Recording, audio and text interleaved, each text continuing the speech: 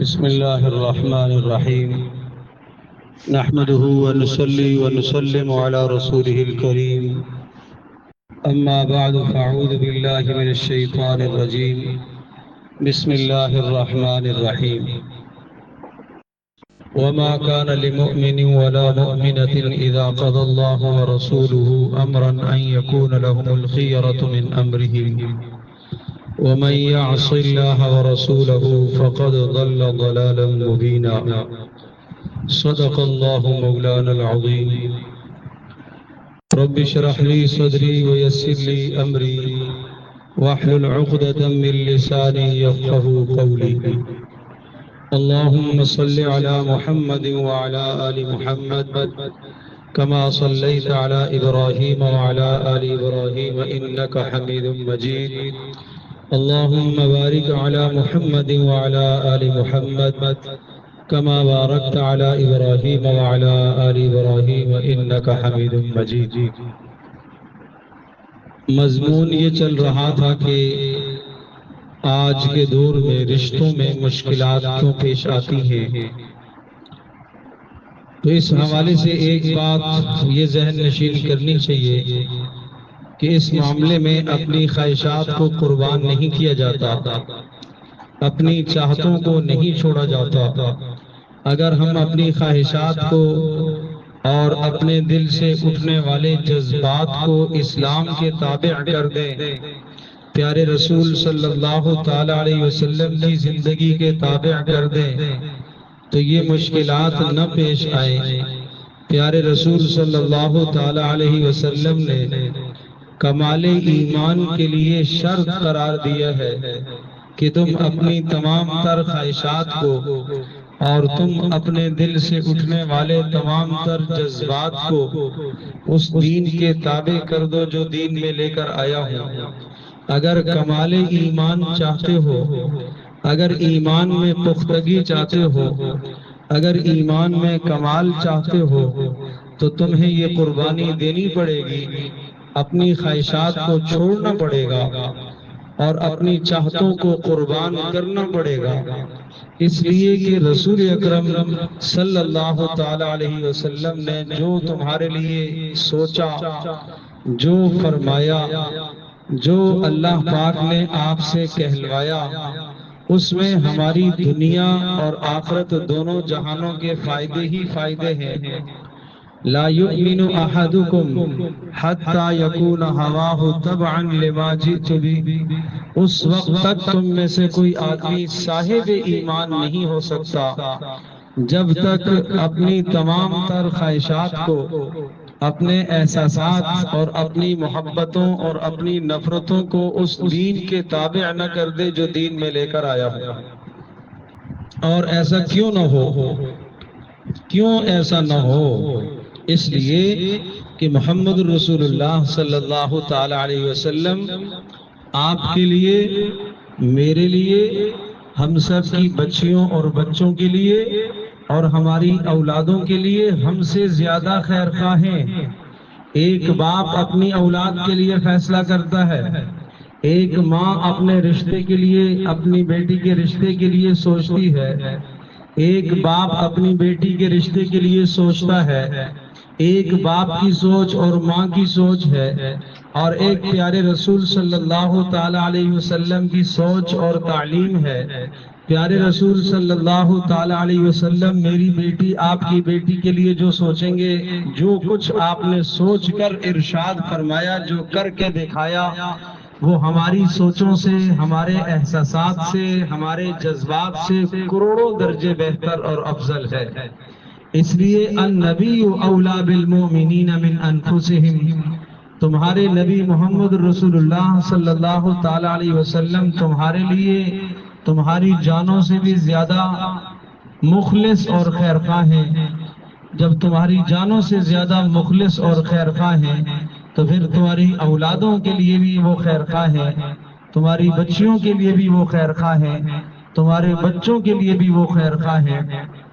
اسی لیے اللہ نے یہ حکم فرمایا یہ فیصلہ سنا دیا وما كان لمؤمن ولا مؤمنة اذا قضى الله ورسوله امرا ان يكون لهم الخيرة من امرهم، کہ کسی مومن مرد کے لیے اور مومن عورت کے لیے جائز نہیں ہے کہ جب اللہ اور اس کے رسول کا کوئی فیصلہ آ جائے تو اس میں اپنے اختیار کو چلائیں، اس میں اپنی سوچ کو چلائیں۔ ان کے لیے ہرگز یہ جائز نہیں ہے، بلکہ اللہ اور اس کے رسول صلی اللہ علیہ وسلم کے حکم کے سامنے، ان کے بتلائے ہوئے اصول کے سامنے، چاہے وہ اصول رشتوں سے متعلق ہوں، چاہے وہ اصول رشتہ دینے سے متعلق ہوں، چاہے وہ اصول رشتہ لینے سے متعلق ہوں، چاہے وہ اصول شادی سے متعلق ہوں، چاہے وہ اصول منگنے سے متعلق ہوں، چاہے وہ اصول گھر بسانے سے متعلق ہوں، چاہے وہ اصول میاں بیوی کی زندگی خوشگوار بنانے کے اعتبار سے ہوں، ہر اعتبار سے وہ اصول اور وہ ضابطے تمہارے سامنے ہوں تو تم اپنی خواہشات کو چھوڑ دو اور تم اپنے احساسات و جذبات کو قربان کر دو۔ اس پر اللہ جو تمہیں نوازے گا تم تصور بھی اس کا نہیں کر سکتے، اللہ تمہیں کتنا نوازے گا۔ اس پر میں دو واقعات عرض کرتا ہوں۔ قربانی دیکھیے، ایک عورت رشتے کے لیے کتنی قربانی دیتی ہے۔ ایک عورت کی یہ تمنا ہے کہ میرے لیے جس رشتے کا انتخاب کیا جائے وہ لڑکا کاروباری اعتبار سے بھی بہتر ہو، شکل و صورت کے اعتبار سے بھی اچھا ہو، خاندان کے اعتبار سے بھی بہتر ہو، معاشرے میں ایک نرالا اور ممتاز انسان ہو، ہر خوبی کا وہ مالک ہو۔ یہ ایک عورت کی چاہت ہے، یہ ایک لڑکی کی چاہت ہے، اور یہ ایک ماں کی اپنی بیٹی کے لیے چاہت ہے کہ بیٹی کو ایسا رشتہ ملے۔ ایک باپ کے دل میں یہ چاہت ہے کہ میری بیٹی کو ایسا رشتہ ملے، مگر جو رشتہ سامنے آیا اس میں دین تو موجود ہے، دینداری ہے، اخلاق ہے، مگر مالدار نہیں ہے، مگر خوبصورت نہیں ہے، مگر خاندان والا نہیں ہے، مگر دنیا میں اس کا نام نہیں ہے۔ اگر یہ بچی ہماری اس دیندار گھرانے کو اور اس دیندار رشتے کو ترجیح دے دیتی ہے اور اپنے دل کے اندر کے جو جذبات ہیں ان جذبات کو رسول اللہ صلی اللہ علیہ وسلم کے دین کی خاطر قربان کر دیتی ہے، اس لڑکی کو اللہ وہ نوازے گا کہ دنیا دیکھے گی۔ حضرت جلیبیب رضی اللہ تعالی عنہ پیارے رسول صلی اللہ تعالی علیہ وسلم کے ایک صحابی ہیں، اور رنگ و نسل کے اعتبار سے بہت اعلیٰ نہ تھے، مال کے اعتبار سے بھی بہت اعلیٰ نہ تھے، مگر رسول اللہ صلی اللہ علیہ وسلم کی مبارک صحبت کے نتیجے میں دیندار ضرور تھے، بہت عظیم الشان دینداری کے مالک تھے۔ پیارے رسول صلی اللہ تعالی علیہ وسلم نے پوچھا، جلیبیب تم شادی کرو گے؟ کہ اللہ کے رسول مجھے کون شادی دے گا، میرے پاس مال و دولت نہیں ہے، میں خوبصورت نہیں ہوں، مجھے کون اپنی لڑکی دے گا؟ پھر پوچھا، جلیبیب شادی کرو گے؟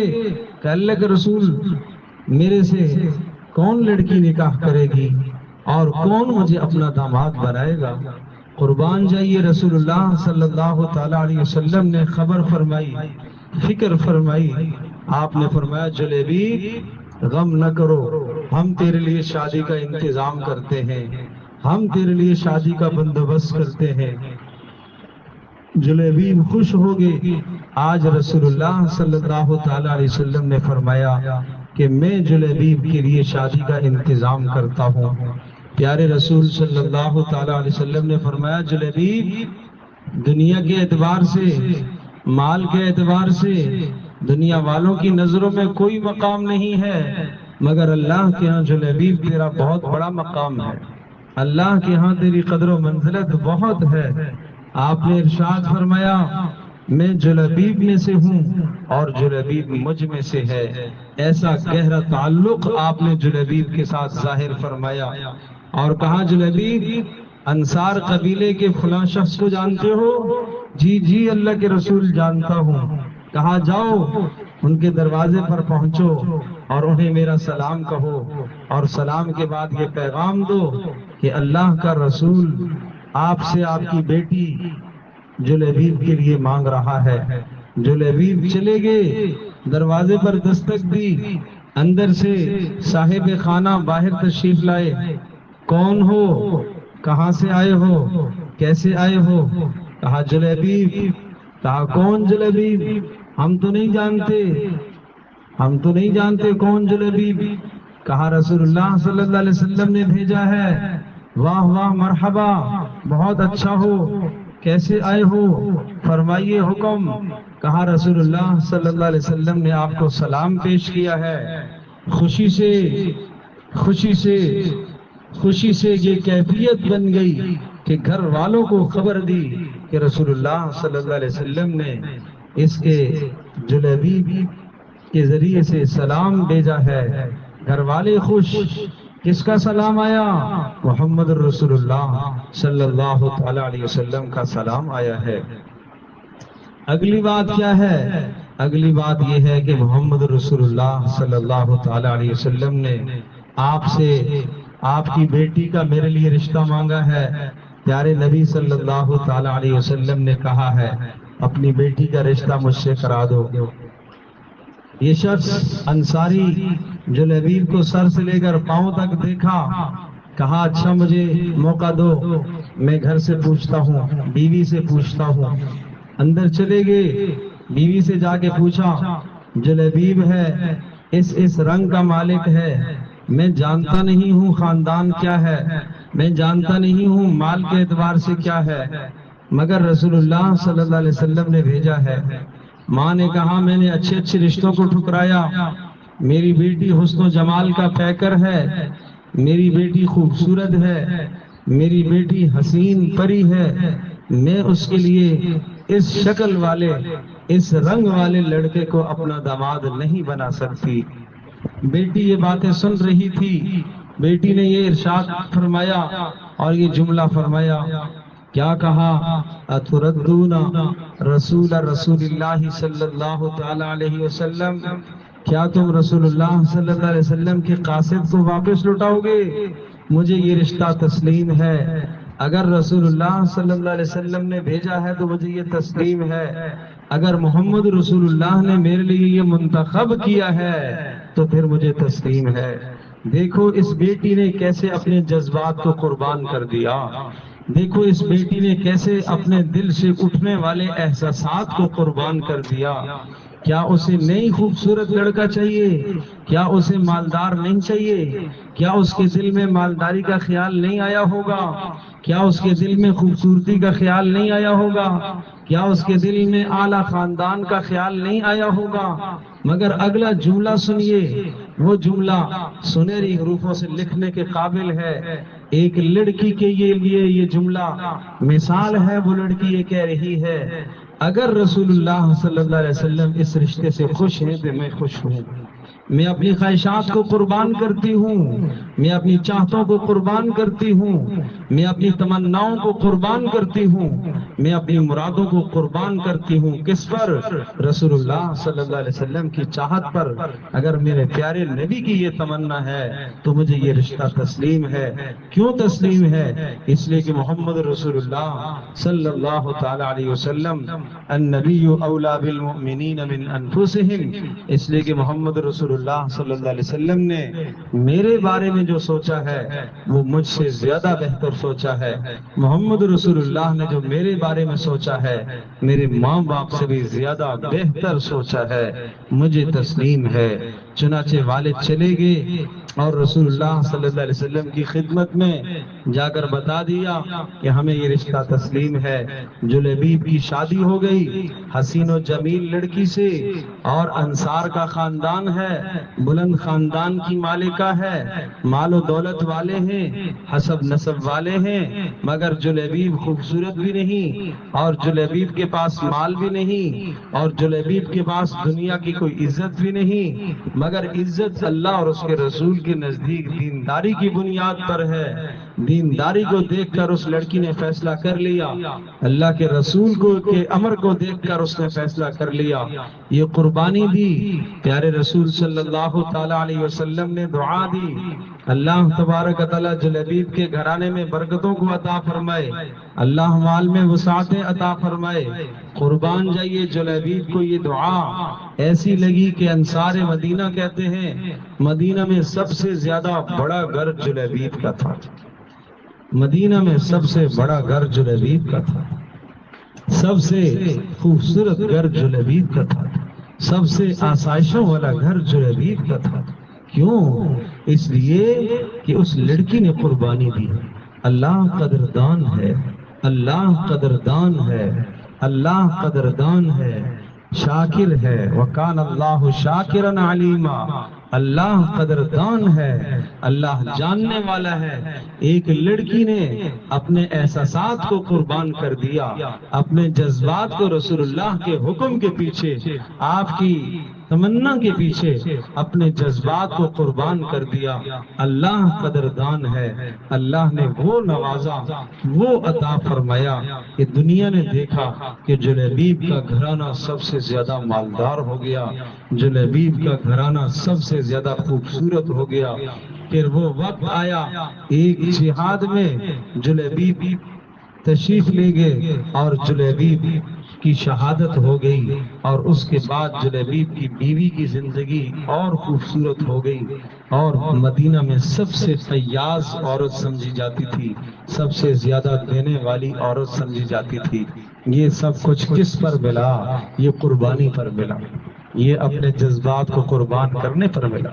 آج میری بیٹی، آج میری بہن اگر یہ قربانی دیتی ہے، دیندار گھرانہ سامنے آ جاتا ہے، اس دیندار گھرانے کو ترجیح دے دیتی ہے، مال نہیں دیکھتی ہے، حسب نسب نہیں دیکھتی ہے، تعلیم کی ڈگریاں نہیں دیکھتی ہے، اللہ کی قسم اس لڑکی کی زندگی اللہ بہتر کر دے گا، اس لڑکی کی زندگی اللہ خوبصورت بنا دے گا۔ ماں باپ ڈگریاں نہ دیکھیں، ماں باپ بڑے اونچے اونچے معیار نہ دیکھیں، ماں باپ بڑے بڑے اسٹیٹس نہ دیکھیں، ماں باپ اللہ اور اس کے رسول کے فیصلے کو دیکھیں۔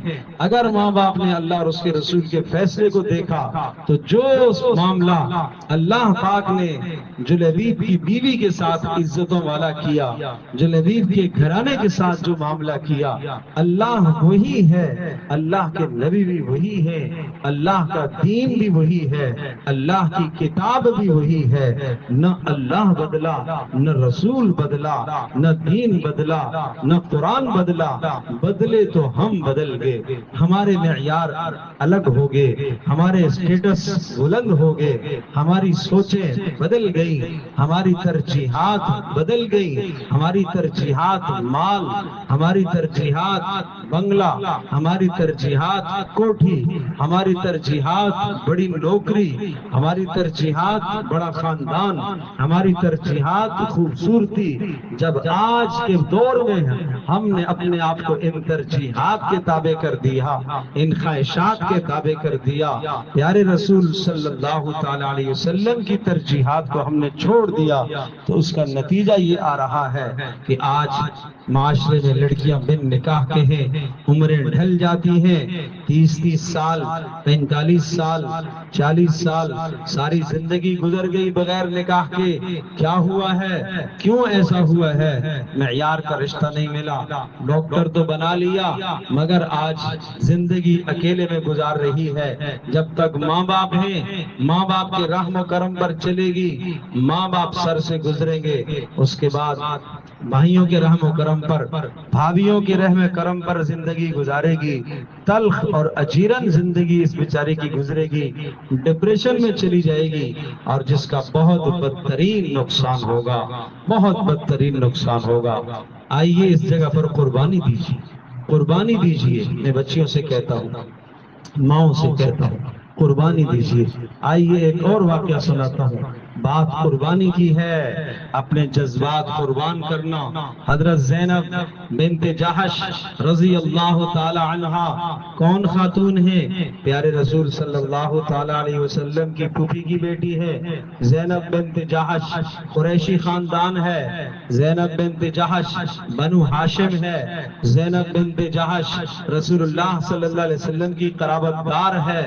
اتنی عزتیں خاندانی اعتبار سے، مال کے اعتبار سے، باپ کے اعتبار سے، ماں کے اعتبار سے، ہر اعتبار سے عزت دار خاتون ہے، ذہین و فتین خاتون ہے، سمجھدار خاتون ہے۔ پیارے رسول صلی اللہ تعالی علیہ وسلم کو بڑے شاندار اور جاندار اور بہت بہترین اور اعلیٰ مشورے دینے والی خاتون ہے۔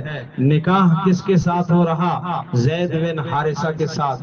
زید بن حارثہ کون؟ غلام۔ زید بن حارثہ کون؟ رسول اللہ کے مبولے بیٹے۔ زید بن حارثہ کون؟ عکاظ کے بازار میں جن کو خدیجہ رضی اللہ تعالی عنہا نے خریدا تھا، خرید کر گھر لائی تھی، اور رسول اللہ صلی اللہ تعالی علیہ وسلم کے ساتھ خدیجہ کا جب نکاح ہوا تھا تو یہ غلام زید بن حارثہ حضرت خدیجہ رضی اللہ تعالی عنہا نے رسول اللہ کو گفٹ دے دیے۔ یہ غلام ہیں، خریدے گے، غلام ہیں، خاندان نہیں معلوم، ماں باپ نہیں معلوم، مگر غلامی کی زندگی بسر کر رہے۔ آج رشتے کا پیغام آیا، محمد رسول اللہ صلی اللہ تعالی علیہ وسلم نے پیغام دیا عبداللہ بن جہش کو، زینب کے بھائی کو، اور زینب رضی اللہ تعالی عنہا کی طرف پیغام بھیجا کہ محمد رسول اللہ صلی اللہ تعالی علیہ وسلم یہ چاہ رہے ہیں کہ زینب کا نکاح زید بن حارثہ سے ہو جائے۔ ایک لمحے کے لیے تأمل ہوا، زید بن حارثہ کون؟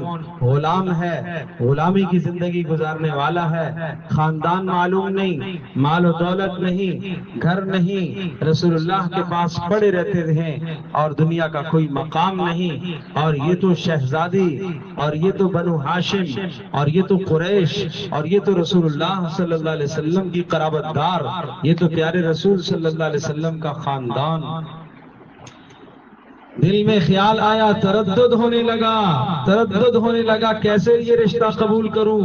زینب بنت جہش کے دل میں خیال ہونے لگا کیسے یہ رشتہ قبول کروں۔ عبداللہ بن جہش کے دل میں خیال آنے لگا کیسے یہ رشتہ قبول کروں، کیسے میں زید بن حارثہ کو اپنا بہنوئی بناؤں۔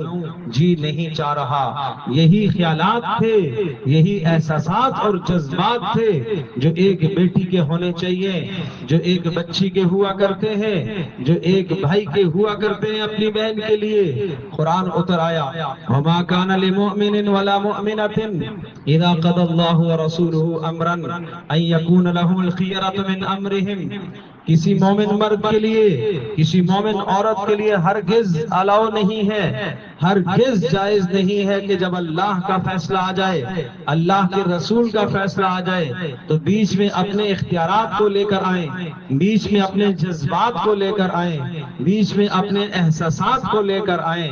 انہیں اللہ اور اس کے رسول کے حکم کے سامنے اپنے جذبات کو قربان کر دینا چاہیے، اپنی چاہتوں کو چھوڑ دینا چاہیے، اپنی لذتوں کو چھوڑ دینا چاہیے، اندر سے اٹھنے والی چاہتوں کو قربان کر دینا چاہیے۔ دونوں بہن بھائی بول پڑے، اگر اللہ اور اس کے رسول کا یہ فیصلہ ہے تو ہمیں تسلیم ہے، اگر اللہ اور اس کے رسول کا یہ حکم ہے تو ہمیں تسلیم ہے۔ ہم اپنے جذبات کو چھوڑ دیتے ہیں، ہم اپنی خواہشات کو چھوڑ دیتے ہیں، اور ہم اپنی نیک تمناؤں کو چھوڑ دیتے ہیں۔ اللہ اور اس کے رسول یہ چاہ رہے ہیں، یہ رشتہ تسلیم ہے، یہ رشتہ تسلیم ہے۔ چنانچہ ہاں کر دی، نکاح ہو گیا زید بن حارثہ رضی اللہ تعالی عنہ کے ساتھ، زینب بنت جہش رضی اللہ تعالی عنہا کا نکاح ہوا۔ یہ بھی اللہ نے سمجھایا، نکاحوں کے اندر اگر نبھا نہ ہو تو کس طرح سے عزت کے ساتھ، عافیت کے ساتھ دونوں کے درمیان میں جدائی کر دی جاتی ہے۔ یہ مقصد سمجھانا تھا، اس بات کو سمجھانے کے لیے یہ فیصلہ نکاح کا تو ہو گیا۔ اللہ تو جانتا تھا کہ بامی زندگی خوشگوار نہیں گزرے گی، مگر پھر بھی اللہ نے کروا دیا۔ کیوں؟ اللہ کے رسول کا کوئی فیصلہ اللہ کے حکم کے بغیر، اللہ کے فیصلے کے بغیر نہیں ہوتا۔ جب رسول اللہ نے یہ فیصلہ کیا تو پتہ چلا اللہ کا یہی امر تھا، تو اللہ پاک کا یہ امر تھا، مگر زندگی آپس میں خوشگوار نہیں گزر رہی تھی، اور باہمی تنازع ہو گیا، اور طلاق تک کی نوبت آ گئی، اور طلاق ہو گئی بالآخر۔ فلما قضى زيد منها وطرا زوجناكها لكي لا يكون على المؤمنين حرج في ازواج ادعيائهم اذا قضوا منهن وطرا وكان امر الله مفعولا. زید بن حارثہ رضی اللہ تعالی عنہ نے اپنی ضرورت کو پورا کیا اور رخصتی ہو گئی، اور اس کے بعد زید بن حارثہ اور زینب بنت جحش کے درمیان زندگی نہ بنی. زید بن حارثہ نے طلاق دے دی. اگلا جملہ سنیے گا، قربانی دی کس نے؟ زینب بنت جحش نے. چونکہ بنو ہاشم ہے، قریش ہے، اعلی خاندان ہے، مالدار گھرانہ ہے، رسول اللہ کی قرابت داری ہے، مگر رسول اللہ اور اللہ کے حکم کے سامنے اپنی سب خواہشات کو چھوڑا.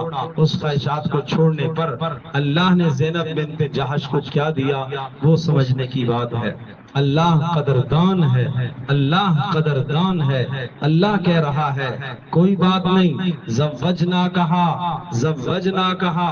اے نبی، زید نے زینب بنت جحش کو طلاق دے دی. عدت گزرنے کے بعد زوجنا کہا. ہم نے اے نبی آپ کے نکاح میں زینب بنت جحش کو دے دیا، اور نکاح آسمانوں پر ہم نے پڑھایا ہے، نکاح آسمانوں پر ہم نے کرایا ہے.